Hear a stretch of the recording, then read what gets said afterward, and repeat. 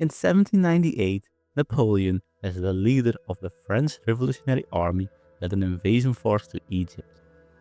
With him, he had an army of scientists, in addition to his regular army. About 160 civilian scholars and scientists joined him in his Egyptian campaign. Later in 1809, they published the first part of the Description of Egypt, describing the findings of Egypt in 23 books. Within these books, maps of Egypt were drawn. Descriptions of many temples and monuments were also written down, such as the Philae temple, located in southern Egypt, near the city of Aswan. The scientists were fascinated by images within the temple. Many detailed sketches of the temple and the imagery inside it were made. In this era, hieroglyphics were not deciphered yet and could not be read. A bit further north is the temple of Ombo. Here, a temple dedicated to two gods is located: Horus, the falcon god, and Sobek, the crocodile god. Further north, the temple of Edfu, also dedicated to Horus, is located, one of the best preserved temples in Egypt. These temples are still major tourist attractions. The Medinet Habu, the temple in Abydos, the Dendera temple, and many other minor and major temples were described, as well as their locations and surroundings. But not only temples were described, but also papyrus skulls, sarcophagi, coinages, and ancient Egyptian statues. They also described other aspects, such as the then modern state, as well as animal and plant life. But when this 23rd book description was released in Europe, it was the ancient state that made people dream, the start of Egyptology. Nowadays, these grand monuments are a major tourist attraction with millions of visitors each year. Of course, Egypt is not the only nation with many old constructions, but what is unique is how old they are and how well preserved they are for their age. People who visited major ancient attractions in Greece will confirm that, for example, the Temple of Delphi and Olympia are ruins. They are basically scattered stones, except for what is reconstructed. The same for the Palace of Knossos. And while the Acropolis of Athens looks like it's in better shape, major reconstruction works have happened here. In the 19th century, the Acropolis too was mostly rubble. And remember, the temples of Egypt are not any younger than these in Greece. Yet the Philae temple, the Karnak temple, or Abu Simbel look much better preserved. But compared to the ruins in Greece, some other countries have histories that are even worse preserved. If you were to visit Scandinavia and wanted to visit a Viking ruin, you're out of luck. If you desired authentic ruins, only modern reconstructions can be visited. None are preserved. The only artifacts preserved are tools, weapons, armor, and other metallic and ceramic materials. So, why is there so much left of ancient Egypt? The many monuments, the temples, the writings, the scripts and tombs, what made the legacy of Egypt withstand the passage of time so much better than these other countries? The first and probably most obvious answer is that ancient Egypt built monuments for a really long time. The saying that Cleopatra lived closer to the moon landing than to the construction of the pyramids is correct. The Great Pyramid of Giza was built around 2600 BC, 4600 years ago, during the 4th dynasty. The slightly older step pyramid of Djoser in Saqqara was built around 2700 BC in the 3rd dynasty. In the Philae temple in Aswan, in the south of Egypt, the last hieroglyphics were written in 394 during the end of the Roman era in Egypt. That's more than 3,000 years later. For these 3,000 years, the Egyptian culture changed just very slowly. This is due to the isolation of the Egyptian civilization in the Nile Valley and Delta. To the east and west, there's uninhabitable desert. To the south, multiple cataracts prevent the Nile from being navigable, and any invasion from the south offers the invader two bad options. Either you march through the desert with all your armor and all your supplies, and with no option to gather any additional supplies without a full retreat, or you invade along the tiny green strip along the Nile, which is easily defended. And finally, through the north, there's the Mediterranean, which is just a tiny habitable strip. It is nevertheless this side that proved the most dangerous, as large empires from the Middle East tried on many occasions to invade Egypt through the Sinai land bridge. The Persians eventually succeeded in this, and the Macedonians and Romans as well.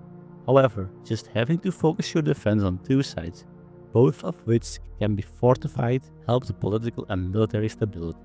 After the Roman era of Egypt, the ancient Egyptian religion was now no longer practiced, and most of the large monuments are either tombs of pharaohs or temples to ancient Egyptian gods. These were now abandoned.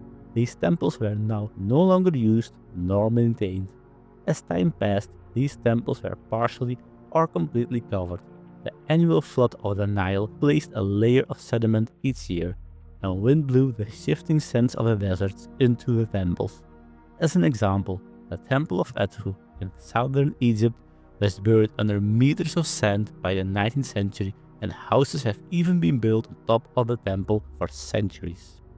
Now, being covered by sand, even just partially, protected these monuments from the elements. Erosion and weathering by wind, water and the sun was prevented. However, also hides these monuments from society, which for preservation is a good thing. The nose of the Sphinx was vandalized somewhere between the 10th and the 15th century, likely for religious reasons to deface a monument from another religion. But it's not only later societies that damaged monuments, as some pharaohs tried to erase the memory of their predecessors. The pharaoh Hatshepsut had her name erased from monuments by a later pharaoh, Moses III. In the mortuary temple of Hatshepsut, he destroyed statues, changed names to different pharaohs, and in general tried to cut any association between the temple and Hatshepsut.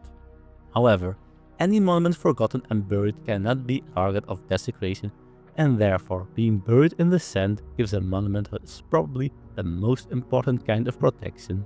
Protection from destruction by humans. Note that this destruction is not necessarily willful destruction for political reasons. In the Valley of the Kings, many pharaohs were buried with parts of their treasure for the afterlife. Later, these graves were robbed of their valuables, except for one burial site that was completely buried and forgotten, the tomb of Tutankhamun, an otherwise unremarkable pharaoh. He is now famous for having the only untouched royal tomb, but it's not always treasure that was removed. If you take the Colosseum in Rome as an example, it was used as a quarry, a sort of construction materials for centuries. A poor peasant wanting to build shelter does not care about historic value. It's a concept he has never heard of. Circus Maximus was also recycled for high-quality stone after it fell in disuse. The top layer of the Great Pyramids was also stripped of its white limestone. Speaking of reusing monument materials for building new housing, another reason that many temples were left standing were the used construction materials of these temples. Especially in southern Egypt, the construction material was sandstone, which is extremely common and not very valuable, and therefore not really worth the effort to take out of the temples to reuse. Materials like limestone and marble are rare and are usually transported from far away. Limestone temples in northern Egypt were completely disassembled, but sandstone in southern Egypt is everywhere. So, for later generations, these sandstone monuments were not of any interest after the ancient Egyptian religion was replaced by Christianity during the Roman period. The sandstone blocks were heavy, easily weighing more than a ton each. Getting these blocks out of the temple again is not a one-man affair. They were simply abandoned and through time covered by sediments and desert sand. These large blocks were moved from their mining site to the monument site downstream using the Nile. During flood season, the agricultural fields were submerged, and therefore any field work was impossible. Workers could help with state projects instead of paying taxes. The state could mobilize a large workforce for these projects because of this. The role of the Nile was therefore twofold, both for transportation of construction materials and for freeing up labor for a 3 to 4 month shift. However, humans are not the only risk to large monuments. Mother Nature itself can also destroy these. It can do this slowly by weathering and erosion. However, Egypt's climate is quite stable and gentle towards these stone constructions. With almost no rainfall nor severe storms, water erosion is not really a worry. And with largely frost-free winters, frost cycles won't crack the stone in the temple. However, nature can also destroy monuments in an instant. Out of the 7 ancient world wonders, 3 were destroyed by earthquakes.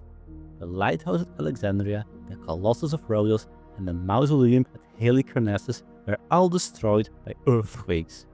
But the Nile Valley itself is far away from active fault lines. Earthquakes are less frequent here than in the broader Mediterranean area.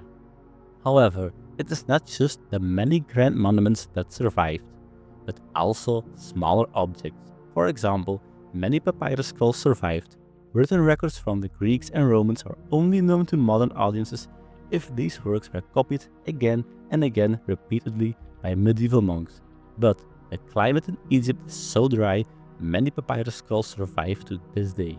This also plays a part in mummies surviving. The dryness of the Egyptian desert plays a major role in survivability of the Egyptian mummies. While organic matter, paper, and textiles would decompose in wetter climates, the dryness of the desert stopped complete decomposition here. The unique geographic location of Egypt therefore played an enormous role in its rich contemporary legacy.